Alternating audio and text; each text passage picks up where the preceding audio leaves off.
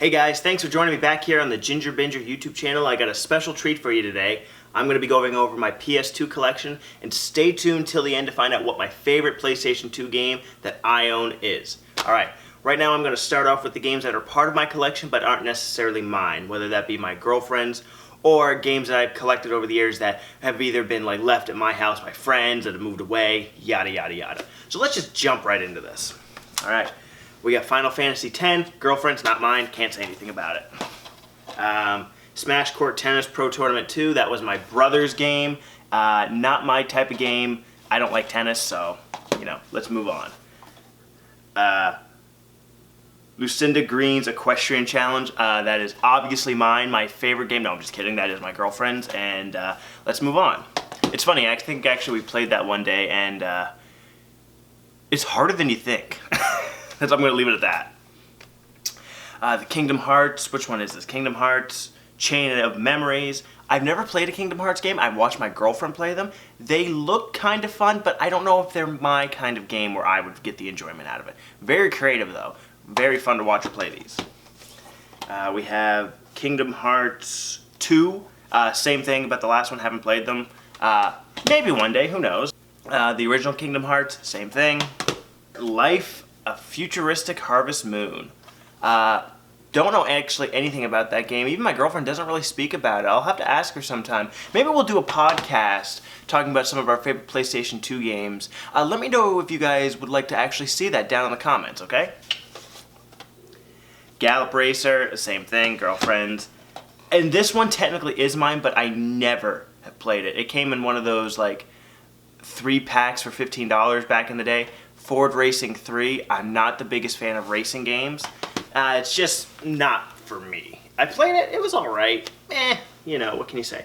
Alright, now we're into the point of the games that I can actually speak about because they are mine and I found so much enjoyment out of them. First up, we've got GTA Vice City Stories. This was an absolutely blast game to play. Honestly, out of the 2 ports that have started off on the PSP and then transferred to PS2, this was the best out of the 2, compared to Liberty City Stories anyway. I thought it had a fun story. It was definitely cheaply made, and what I mean by that is a lot of the cutscenes in the game are not actually cinematic cutscenes. They are just a character walks in, and it almost looks straight up gameplay. They just stare at each other, talk, and then it cuts to black and the mission ends. But a fun story. Fun game mechanics. I might do a playthrough of that sometime, or even a quick little retrospective. Who knows what this, these videos make me feel. Moving on, we have Tony Hawk's Project 8. This was my least favorite of the Tony Hawk games on the PlayStation 2. Hi, Katana. Everybody, say hello to my kitty. Aww. But back to what I was saying. This is my least favorite of the PS2 Tony Hawks. It just, I don't know, to me had a really weak story. It didn't really jump into what I enjoyed about them. I tried to play it here not too long ago, and I'm pretty sure I took it out and I don't know if you can see that right, on the disc there, but you'll see there's a scratch on her. I don't know if you can see that, but there's a scratch right here on the bottom half. So yeah, you can't really see. You can see the camera in the reflection, but not the scratch. But take my word for it, yeah. So this game, I don't know why I'm keeping it around if it's not, being able to be used. But I think it's just I can't throw things away. Oh, and I never noticed this. I've been playing PS2 games almost my whole life. They have slots for memory cards to keep inside. I never knew that. All right, we have one of my favorite Tony Hawk games. Tony Hawk's American Wasteland. This is one of my favorites more for the style and the just the game mechanics in it. They've improved greatly over 1 and greatly over 2. All in all, though, it is a weak story, but I didn't really play this game for said story. I do remember, though, this was the first game to offer no loading screens, and they would disguise the loading screens as this long hallway that you'd have to go down. But it, for the fact that no loading screens was the biggest, advertising point, it was pretty cool for the time. All right, we got Tony Hawk's Underground 2. This is a very fun game. Definitely takes a lot of influence from the Jackass craze that was going around in that time. I think this game came out in 03 or 04, just as Jackass was hitting like a mainstream popularity. So the skating takes a backseat to all the wild shenanigans, but I think that's what makes this game unique, and in a way a bit of a time capsule of that subculture in the early 2000s. It takes me back. Tony Hawk's Underground. This one is the best Tony Hawk game for pure story. It absolutely has a wicked story with an antagonist that just makes you hate him so well. All in all, this might be the most well-rounded Tony Hawk game out of them all. And great soundtrack. That's one thing I have to say about all the Tony Hawk games is they have a great soundtrack. They really take a lot of inspiration from punk. They take a lot of things from the Ramones, a bunch of different like indie bands too for the time. Really shaped my taste in music. You know, these type of games made me want to go out and be a skater and run away to Santa Monica and everything. And I absolutely know that I would not have survived doing that, especially because I can't skate worth shit. I've nearly broken my arm multiple times trying to hop on a board, and I've retired from it unsuccessfully. But let's move on. Star Wars Battlefront 2. Now, I don't know how old everybody is who is watching these videos, but this is how you make a Battlefront game. The recent incarnations of Battlefront on the PS4 generation are not up to standard in my personal opinion. This game balanced greatly with the different classes of using your heroes, using your grunts like your stormtroopers and everything. It really had a good balance to it, and as well as the space battle, the space warfare. Really good stuff. There was nothing hidden about this game. Everything you could play right from the beginning. There were no microtransactions, and I know it feels like I'm jumping on the bandwagon when I say that, but this is just a game for a pure Star Wars game for the fans. I think everybody gives this a positive review. I can see people claiming it's overrated because once you get to a point where everybody's saying it's so good and you've never played it before, it will never live up to the standard. So, yeah, I don't know where I was going with that. I kind of lost track. That's what happens when you get old children. But no, if you ever can find this and you have a PlayStation 2, give this a try. It's well worth it. All right, one of my favorites, but not my favorite, Spider-Man 2, Spider-Man 2, the movie, the game. This was a game I got for, I want to say, my 11th birthday. And I had sold it after years of playing it because it was such a blast, but it was so hard at the time. Meanwhile, I was just a kid. But this game set the standard for Spider-Man games. So much so that years later, after I had sold it, I had to rebuy it at full price because it was just that good of a game. Its web slinging was perfect. It was the best web slinging and the smoothest up until the recent PS4 Spider-Man game was released. It took them that long to nail it right again. Overall, this is great. They get some of the actors like Tobey Maguire to be the main voices. Story's fun. It sticks with the movie story, but still adding some of its own side quests and stuff to padding out the game. Enjoyable as can be. Really recommend playing that if you ever can get a chance to. Smuggler's Run. This was one of the first games I actually got for the PlayStation 2. There's not much to say about it, honestly. I haven't put that many hours into it. This was more of a game that I would play when friends came over, back when couch gaming was a normal thing. We would just play split screen all day and just be basically playing against each other, trying to steal the targets and smuggle stuff from over the border. It was really fun. I always forget that this is a Rockstar game. Yeah, other than that, I don't have too much to say about it, unfortunately, but every so often I'll fire this up with the girlfriend and, kick her ass in it. Okay, here comes one of the best ones as well. Simpsons Hit and Run. This game right here is how to do a movie license or a TV license video game and have it not suck. This was back in the time when movies and television transferring the games, it still sucked. But The Simpsons Hit and Run kind of changed everybody's perspective. This is basically a Grand Theft Auto knockoff, but with the Simpsons skin. But it does it so well. It just takes the core gameplay of GTA and puts a Simpsons skin over it with Simpsons humor and Simpsons aesthetic. They really put effort into this. They could have just easily slapped a Simpsons skin over this and just left it at that. They didn't. Each of the 7 levels feels very unique. Even though they reuse the maps a few different times, they add a different spice to it. All the characters are voiced by the actors. The jokes land every time. And all in all, it just has fun gameplay. And sometimes you can rip something off, and I mean, as long as it's fun, that's all that matters. So yeah, really good game. Simpsons Road Rage. This one is a little bit more of a knockoff of, Hotline Miami. Nothing wrong with it, it's just not as good as what Simpsons Hit and Run was. Bear in mind that the Simpsons Hit and Run was the game released after this. But, all in all, this was a game that I used to rent for the GameCube back in like 2002, whenever this came out. My mother, because when March break would hit, me and my brother would be left home alone because my mother worked and my father wasn't around at the time.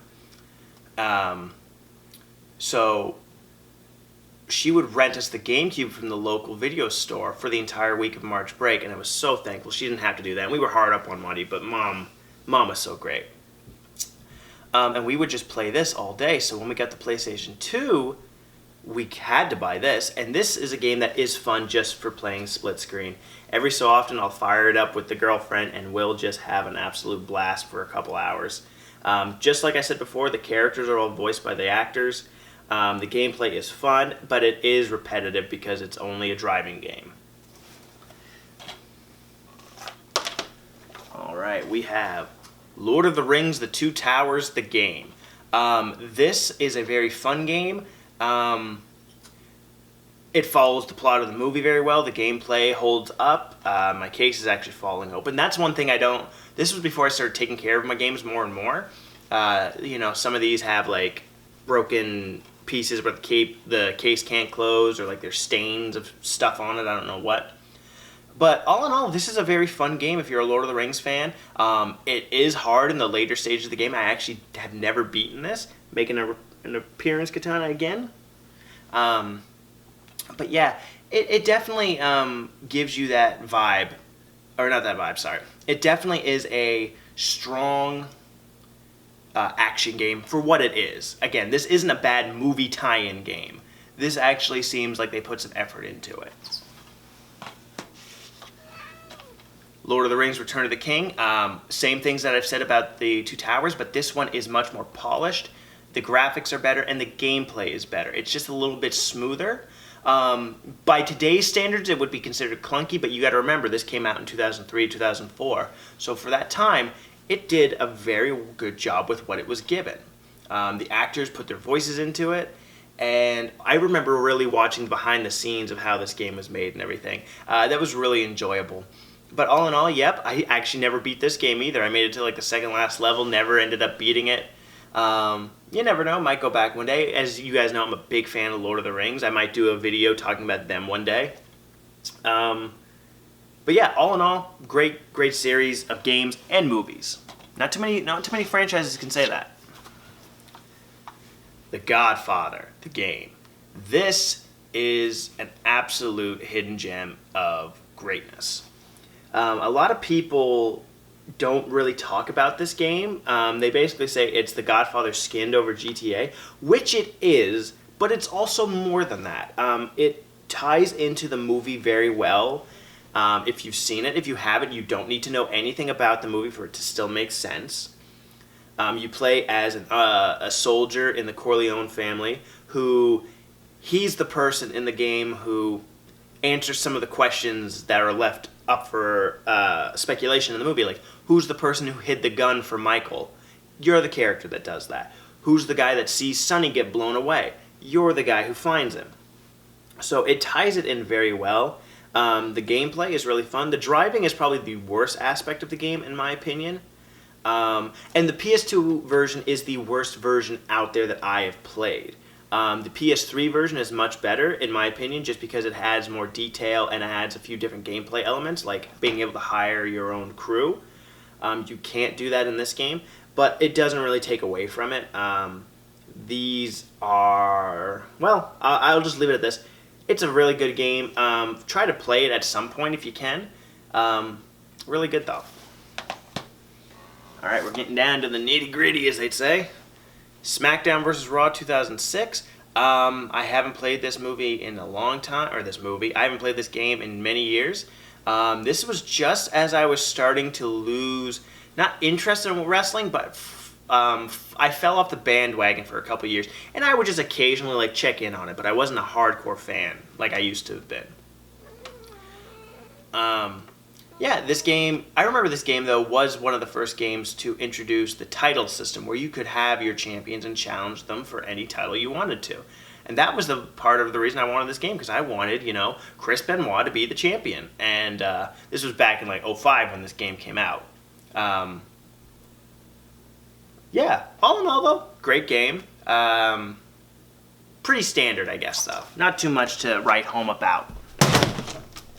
SmackDown vs. Raw, same thing as I said in the SmackDown 2006. I don't really want to go into this one because I really have just said the same thing. These games are very similar to each other year after year. There's not a real big difference unless you look over a 5-year span.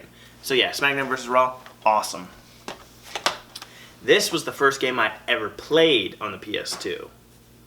SmackDown, Here Comes the Pain. This one, in my opinion, is one of the best SmackDown games out there. It had a lot of different gameplay aspects that were just really enhanced in this, with the storyline mode and the additions of the new matches like the Elimination Chamber and the Slobber Knocker. I remember this was one of the first games to introduce the infamous bra and panties match back before wrestling, I guess, kind of came into the 21st century of the mindset anyway. Really fun game, though. Highly recommend. Great gameplay, great roster of people. Yeah, top notch. All right, we have SmackDown, Shut Your Mouth.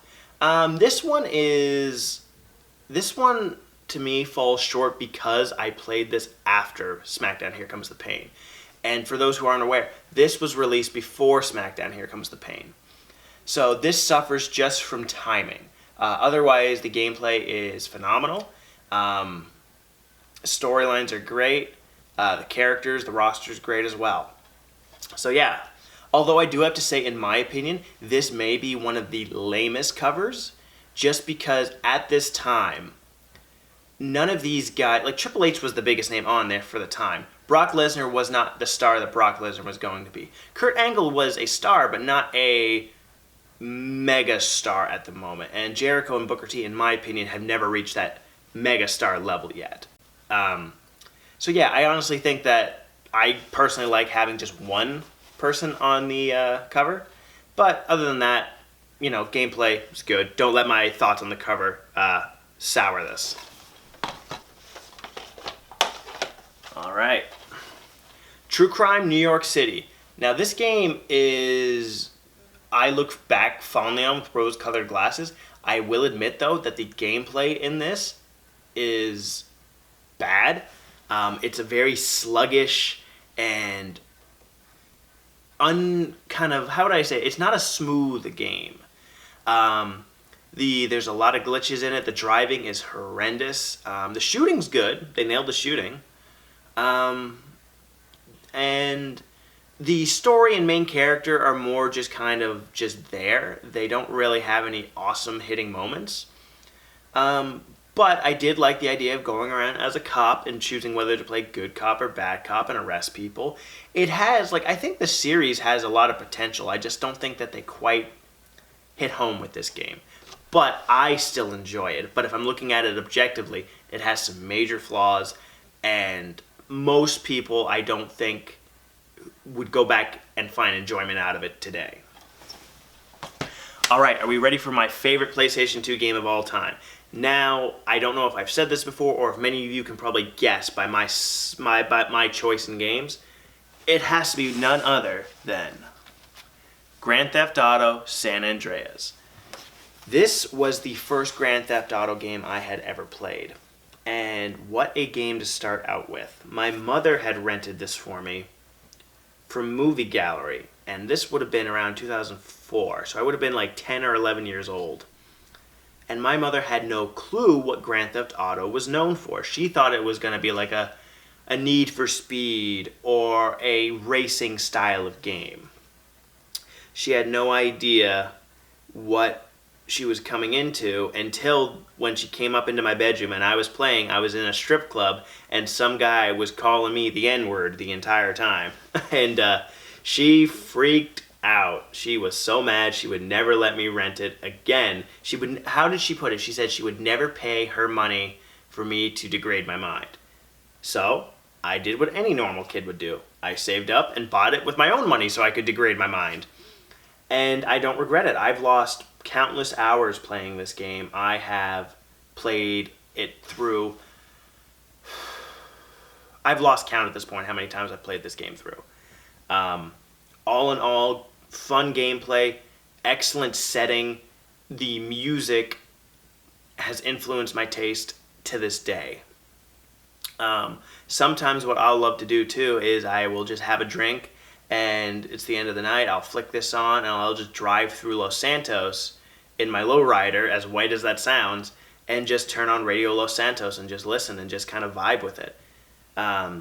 Great story, great gameplay. This was the first GTA to introduce like multiple types of planes, actually introduce planes into the core gameplay, especially in the later half of the story.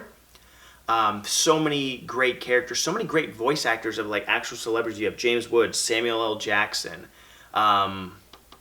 Ice-T. You have a bunch of different ones. This game is so colorful and so wacky and bizarre, but still has a serious tone to it. It doesn't do what Saints Row does and overplays its silliness, in my opinion. But yeah, GTA San Andreas, I'm assuming everybody who is watching this has played it. If you haven't, make sure you're of age, or at least 16, and then play it. It's a real treat. I absolutely love it. Alright guys, that's my PS2 collection. I want to thank you for watching. And let me know, what are some of your favorite PS2 games? Write them down in the comments, and until next time, keep on binging.